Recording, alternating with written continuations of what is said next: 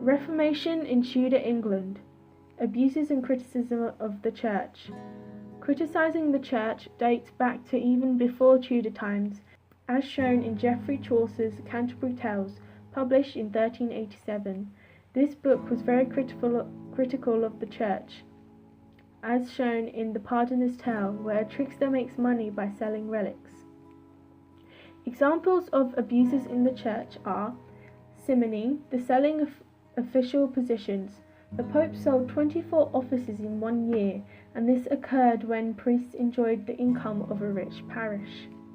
Nepotism was the promotion of a member of one's family to important positions.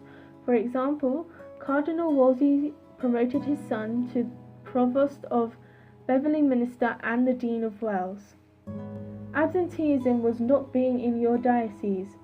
Wolsey was the Archbishop of York, but he didn't enter the diocese for 16 years. Ignorance meant that most of the clergy was uneducated in their position. Pluralism was holding more than one title.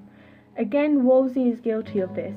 He was cardinal, archbishop, legatus elitaire, and many more. Financial exploitation. When someone died, the church asked for a mortuary fee. This was something that belonged to the deceased, and supposed to add up to the unpaid tithes that they will no longer be paying. Richard Hune had a baby who died, and the church wanted her christening robe as a mortuary fee.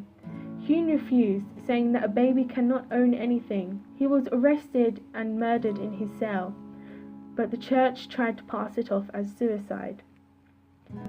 Sexual deviance. Much of the clergy had many women. Many fathered at least one child. Wolsey himself had many children. Anti-clericalism.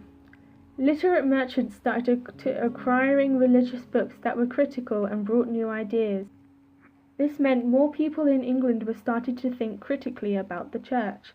However, we can be unsure how widespread this was, as most merchants were in the southeast, and therefore the only anti-clerical feeling could be in that era.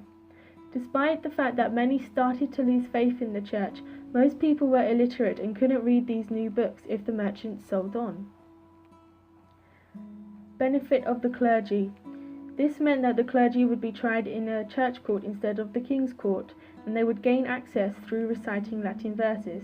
This was unfair to the laity who couldn't speak Latin, and they would get much fairer sentences in the church court.